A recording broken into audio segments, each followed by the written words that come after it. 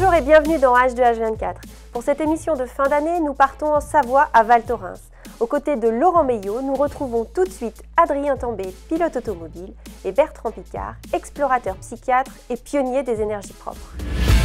Bonjour Laurent, pouvez-vous nous expliquer en quoi Val Thorens intéresse des constructeurs comme Hyundai? Oui, bonjour Marion, je me trouve effectivement à Val Thorens, qui est le circuit de glace le plus haut d'Europe à une altitude de 2200 mètres. D'habitude, ce circuit accueille des courses du Trophée Andros, qui, vous le savez, se déroule avec des voitures 100% électriques. C'est aussi, bien sûr, une piste qui sert d'instruction pour le pilotage sur glace. Et en même temps, ce circuit souhaite aujourd'hui être un centre de certification pour évaluer des technologies, valider, si vous voulez, leur performance. Et en altitude, c'est effectivement le cas. Et Hyundai a été le premier constructeur à vouloir éprouver sa voiture à hydrogène. Et donc, l'enjeu, c'était pendant 6 heures de faire rouler une voiture de série, une Hyundai Nexo. Donc, en conditions réelles, ici sur la glace, à Val Thorens, et j'ai eu l'occasion de monter à bord de la voiture que pilotait donc Adrien Tambay. Ça se passe pour l'instant très bien. Ça fait 2 heures qu'on est en route avec le Nexo. Se comporte superbement. C'est ce matin des conditions de glace très vives. C'était un peu compliqué parce qu'il faut rappeler quand même que c'est une voiture complètement de route. Voiture de série, très série. La seule modification, c'est les pneus. On a des pneus Michelin de compétition qui sont utilisés par exemple sur le Monte-Carlo. Deux pneus cloutés à l'avant et 2 pneus thermo à l'arrière pour avoir un peu plus d'agilité et pouvoir jouer un peu plus avec le train arrière de la voiture. Et pour l'instant, en consommation aussi, on est dans les clous, donc tout se passe bien, il fait beau, magnifique temps à Val Thorens. Quand on est parti ce matin à 7 h, la piste était super bien préparée, c'était une vraie patinoire, donc avec une voiture telle que le Nexo, qui est complètement une voiture classique de tous les jours, qui n'est pas faite pour rouler sur un circuit de glace. Malgré les bons pneus Michelin, c'était un peu compliqué. Des pneus cloutés à l'avant et thermogomme derrière, pour lui donner quand même un peu d'agilité et un peu de jeu du train arrière. Ça s'est super bien passé au final.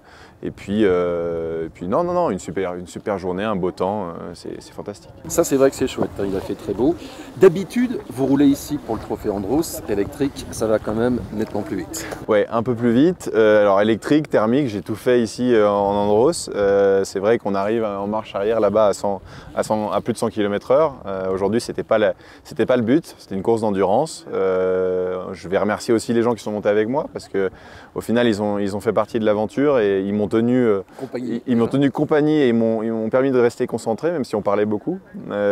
C'était pas un exercice facile parce que des conditions d'adhérence vraiment précaires. Donc même si les vitesses sont réduites, l'erreur peut arriver très vite. Et non, je suis très fier d'avoir mener le projet à bien et d'être allé au bout et d'avoir été choisi pour cette fabuleuse aventure.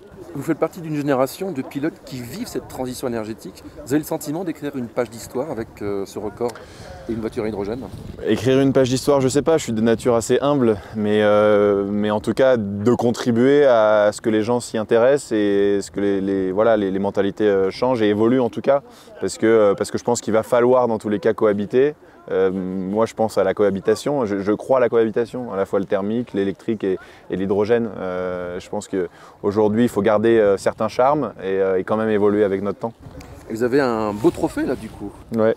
Ça va enrichir votre panoplie, votre collection. Très fier, et puis celui-là il est assez original, hein, avec du verre et du bois, et puis vraiment hein, le Val Thorens c'est cher à mon cœur. C'est un endroit où j'ai fait mes débuts en Trophée Andros. J'ai une histoire de famille qui est très liée au ski aussi et c'est probablement le sport avec le sport automobile que j'aime le plus. Donc voilà, d'être ici dans ce cadre fabuleux, c'est tout simplement fantastique. Merci Adrien. Merci à toi. À bientôt et Merci. bonne route. Bien Bertrand Picard, vous avez choisi d'être ici pour ce record, vous avez même participé au dernier relais. D'abord vos impressions sur cette dernière demi-heure avant que le record soit certifié. Je pense que c'est intéressant de montrer qu'avec des voitures de série, comme la Hyundai Nexo, on peut avoir du suspense, on peut avoir de la performance, on peut avoir du sport, que quand on tente un record, c'est jamais gagné d'avance. Sur une piste glacée avec des conditions qui changeaient tout le temps, c'était un bel événement.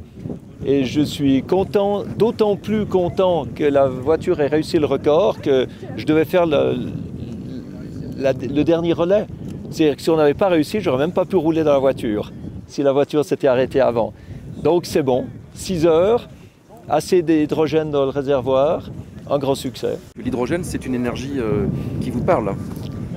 Mais l'hydrogène, c'est pas vraiment une énergie. L'hydrogène, c'est un vecteur d'énergie. Donc en fait, il faut fabriquer de l'hydrogène. Une autre forme d'électrification. Et ça me parle beaucoup parce que quand on critique les énergies renouvelables en disant qu'elles sont intermittentes, qu'elles ne sont pas fiables, etc., il faut montrer que maintenant les énergies renouvelables sont capables de fabriquer de l'hydrogène, de stocker leur électricité dans de l'hydrogène pour ensuite restituer cette électricité à travers des piles à combustible. Alors ça peut être dans des véhicules, ça peut être dans l'industrie, ça peut être dans les aciéries, production d'acier, production d'engrais. Tout ça, c'est des domaines fondamentaux pour l'hydrogène si on veut décarboner l'entier de notre société et pas simplement la mobilité. Merci Bertrand, à bientôt. Avec plaisir. Nous pouvons dire qu'après 6 heures de piste dans le froid, la voiture à hydrogène a remporté son pari. C'est le début d'une longue histoire pour les énergies renouvelables, la mobilité propre et bien entendu l'hydrogène. Rappelons-le, l'énergie est notre avenir, économisons-la. Je vous souhaite de très belles fêtes de fin d'année et je vous dis à l'année prochaine pour un nouveau programme H2H24.